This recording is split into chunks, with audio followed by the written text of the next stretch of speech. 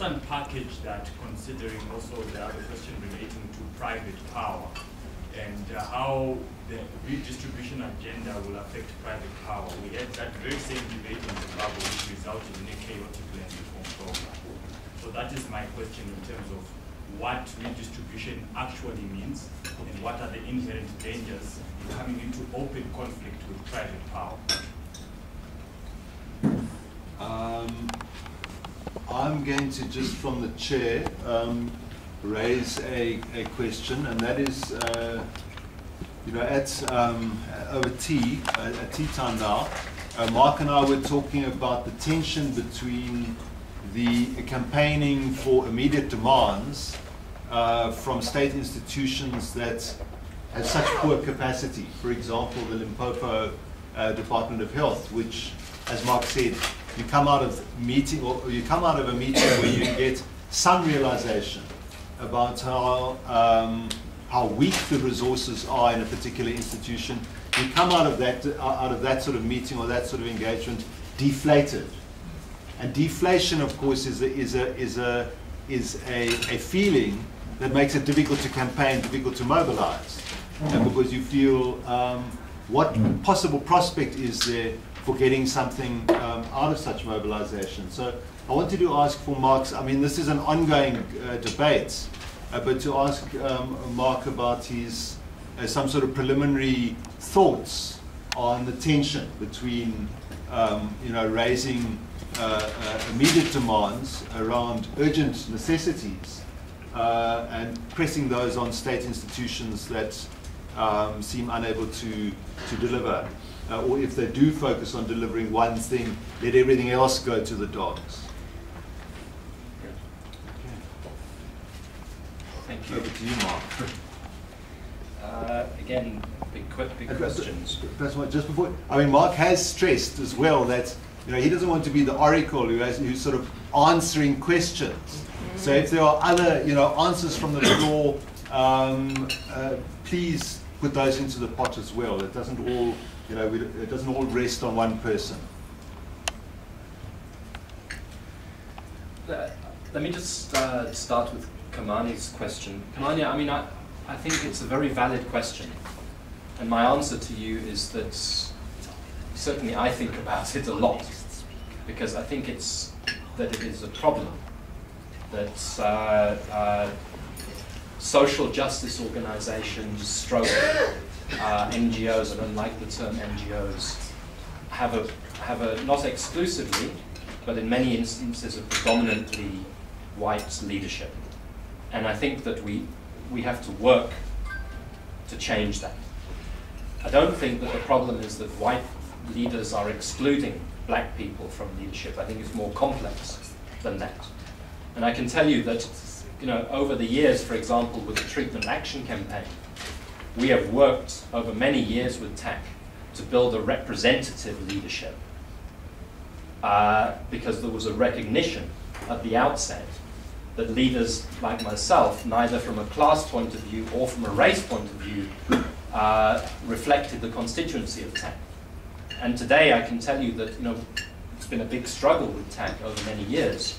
But what I feel confident about TAC is that TAC now has a very broad leadership that has come up from the rank and file of TAC and that is capable of taking on provincial government, capable of taking on national government, etc. I think, you know, I'd love us to have that discussion. I'd love that there's an actual space created for a whole seminar, not necessarily under SWAP, to discuss these issues. But I'd also say that it's critical in South Africa that we revive the best traditions of non-racialism in the struggle. So, you know, as a white person, my investment in this struggle is not, in your words, because I'm a liberal or because I'm worried about the black condition. It's because I believe in justice and because I grew up as a socialist and a Marxist and so on. But what I'm saying in a long-winded way is, yes, that it's an issue, and the issue needs to be discussed openly rather than pushed under the carpet, because it also becomes a problem that certain people can be characterized precisely because they're white as having some sort of hidden agenda. You know, Thabo Mbeki did that with us in the treatment action campaign. You see you're white, actually they're just working for the pharmaceutical companies, there's suspicion, etc., etc. So I won't say more except that I'm with you, that it needs to be, it's difficult, but it needs to be discussed. I link Jackie and Tony's question together. You know, Tony says it needs to be rewritten and we need to meet urgent needs. I think a case could be made for, you know, a coalition of, but again, I stress must include the labor movement and so on, to actually not write another 500-page document, but instead of critique, which is what we have at the moment, alternative, and the principles for alternative. That would put us in a stronger campaigning position. And it would also allow us to articulate demands, the state structure that we want, this issue of private power, etc. And perhaps we should look at that. And that links to Jackie, because I think that, you know, if we could just ignore this, perhaps we should. But it's not all bad. And, you know, I think that, I mean, Carl is here, he's a commissioner. You know, many of the commissioners are people of great integrity. Whether it's Carl, whether it's Jerry Cavadia, you know, a range of people. But the thing that has come out in the wash at the end of the day is incoherent in a number of critical respects. But the idea for a plan is a good idea.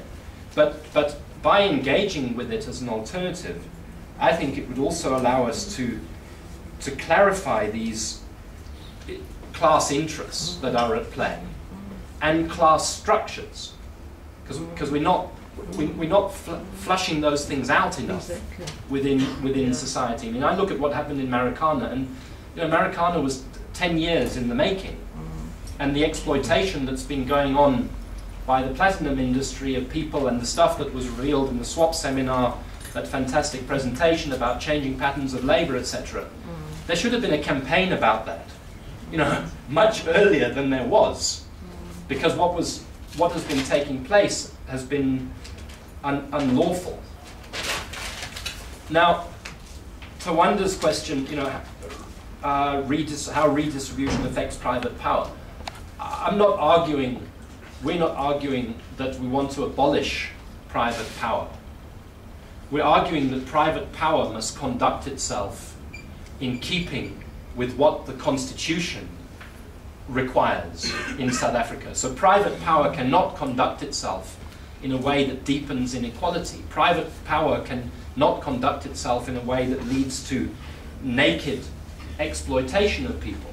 But that is what is happening in many respects. Again, I'm not an economist, but you know, people keep on pointing out about the very high rate of profit, that even in a period of economic decline in some respects, South African industry is making very, very high rates of profit. So it's how do you regulate private power so that private power operates in the national interest, in particular private power works, we try to make private power work in the interests of social development. That's how I would answer that. And then finally to Carl's question, which is a very difficult question. And I think that the notion of a capable state, which we haven't talked about today, is a good notion.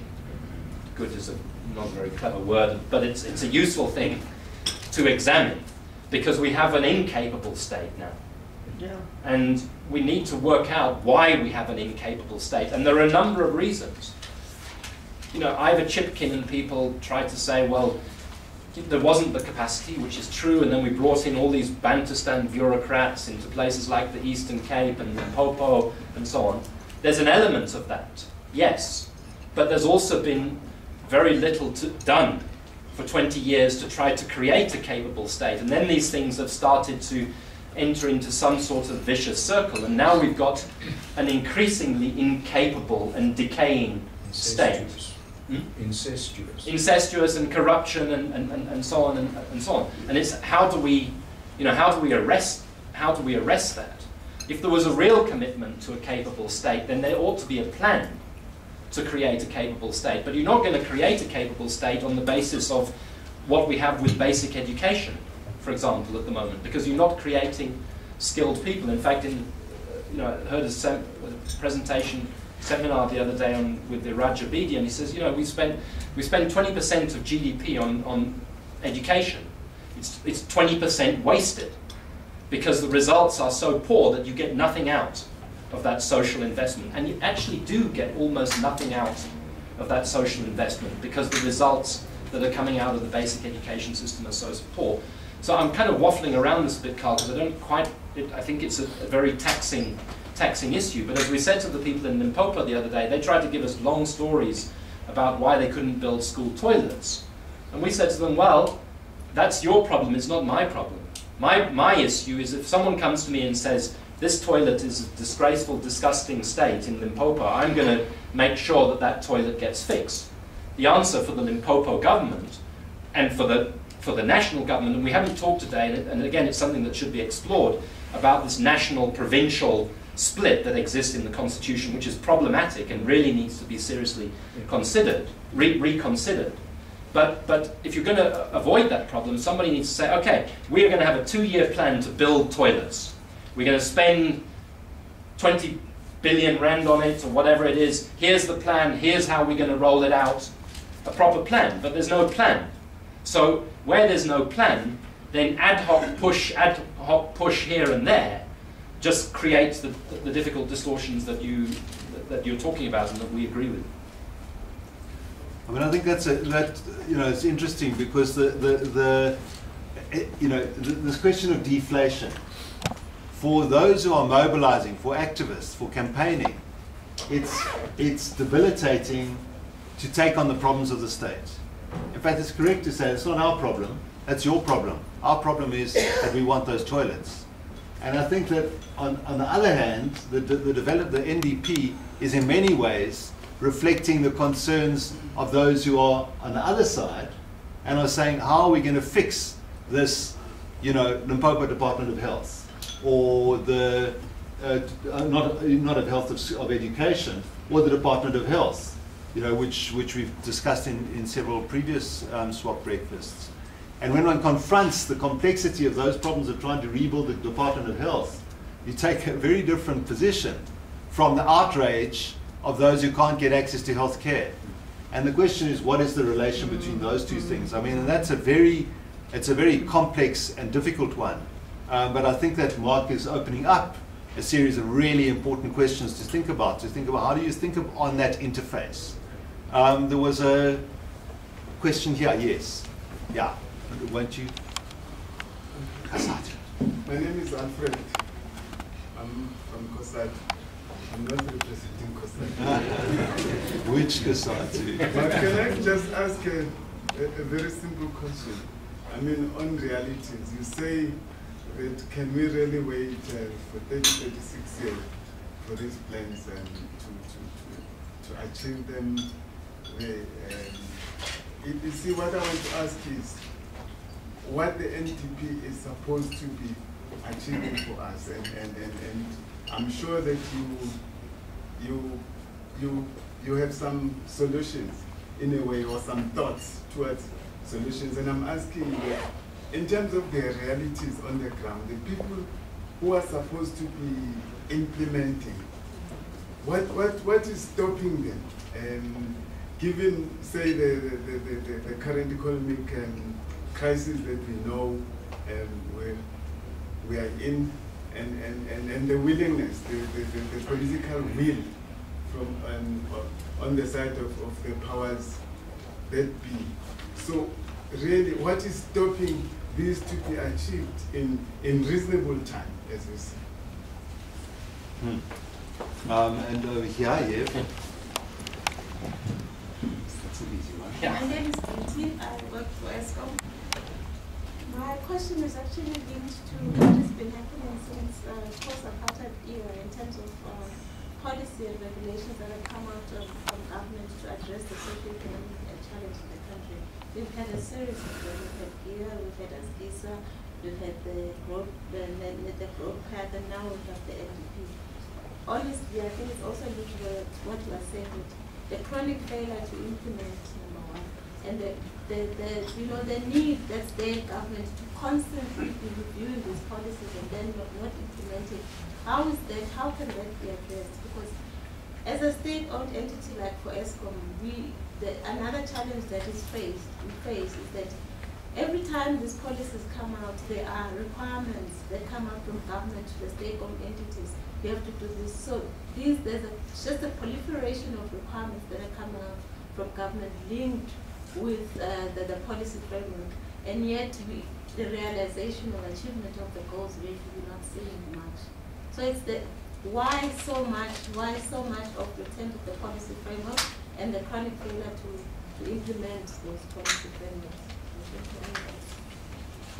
Thanks. I'm going to also draw attention, and this is a comment, Mark.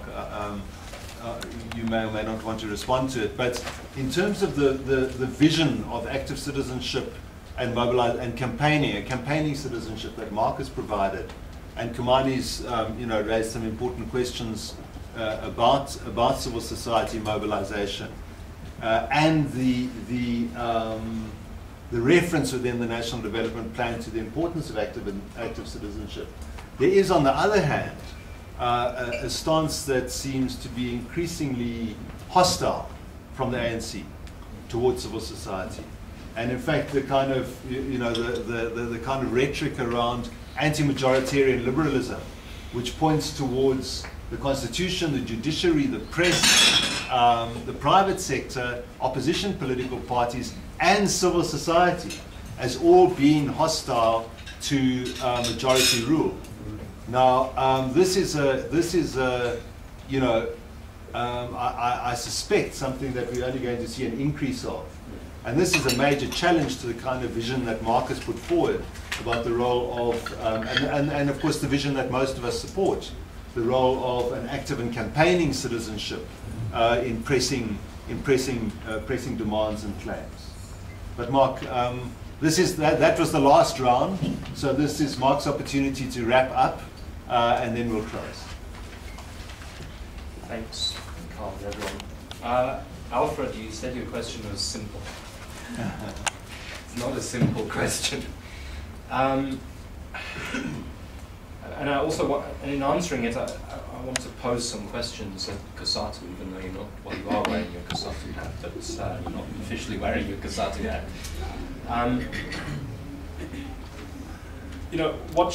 You started by saying what should the NDP achieve?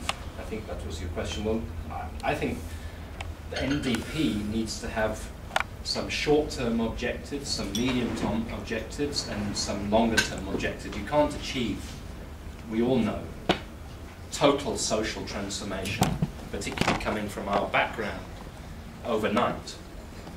But if there's prioritization and if there's recognition of social justice as what infuses in the blood of the NDP, then there should be a prioritization of certain critical social goods, and an attempt to realistically work out what resources and how quickly those social goods can be provided, and what measures, as I said, the Constitution says legislative or other measures, to do that. For me, critical social goods are basic education. People don't like to hear this, and when I saw Motsoaledi last week, and even Motsoaledi hates the suggestion that parts of our health system are worse than they were under apartheid. But that's what people are saying who live in OR Tambo district of the Eastern Cape. Now, why is there that collapse, and what can you do to fix it? Same with basic education. If you go as we've done and look in toilets, as my colleague Nikki has done, you'll have nightmares if you think that a child has to shit in those toilets, which are literally just brimming over with crap. So what do? These kids go into the bush to go to the toilet. What happens? Girls, when they're menstruating, don't come to school for a week because there's nowhere where you can go to change. There's no you know, there's a dictate that those things are fixed. And unless you fix those things, then your citizenry to some extent remains disempowered. And I would argue, despite many manifestations of struggle, that we are still disempowered. People are still disempowered.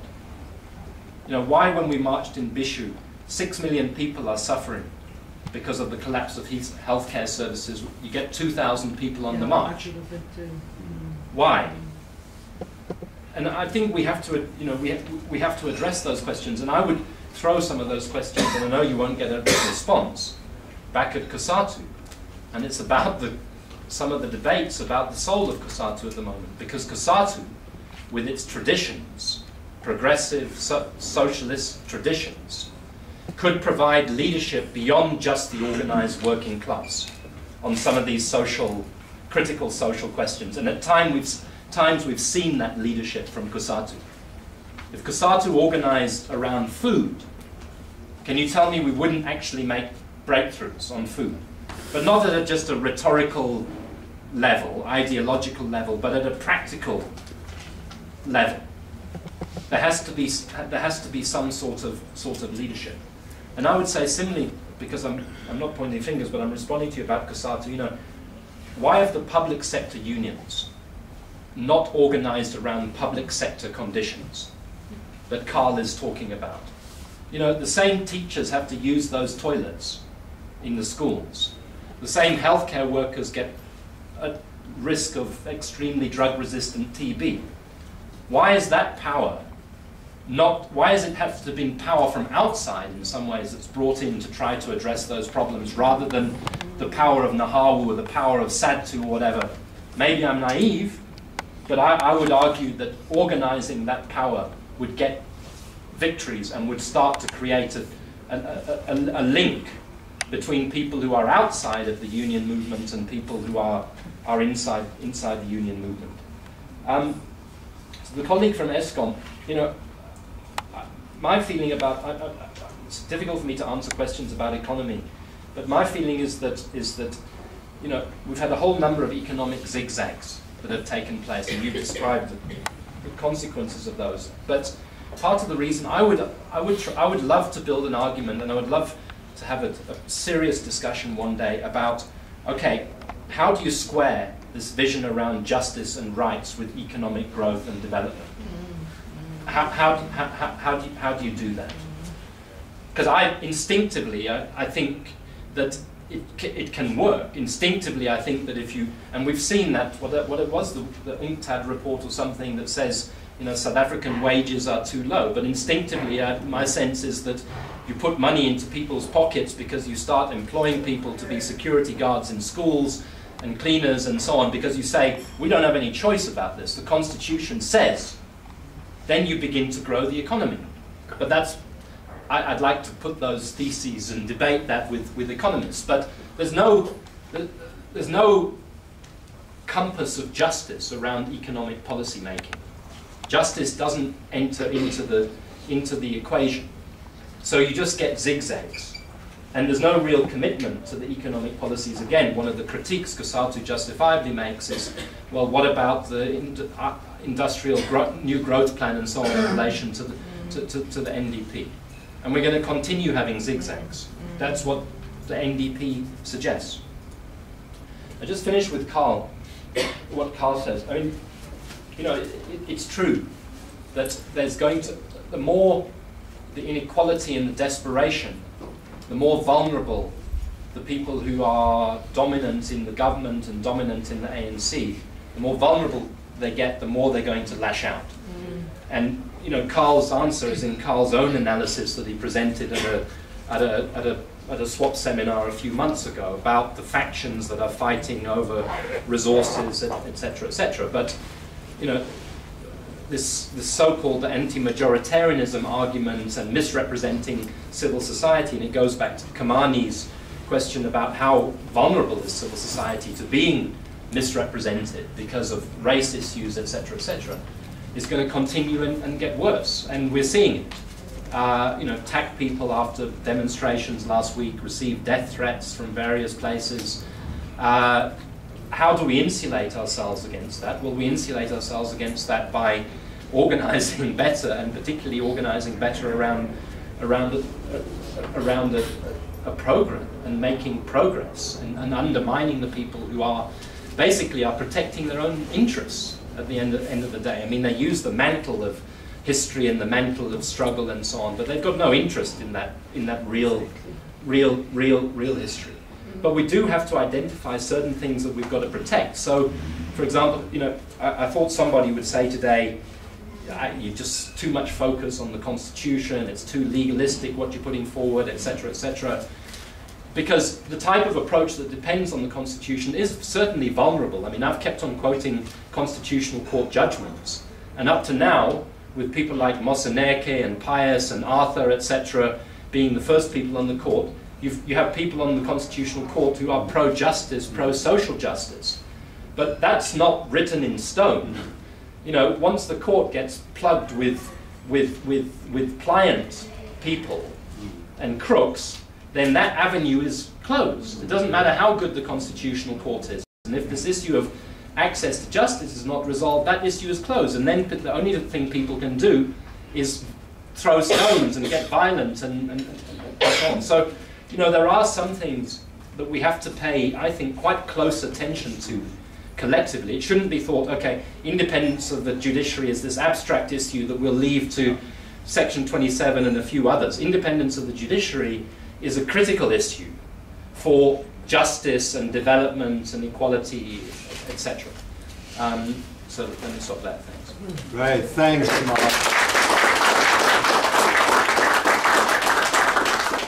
So I really want to thank, as you know and as you can see, Mark has got an incredibly hectic and active life, and that he made time to think this through and present it to us, I think is really fantastic.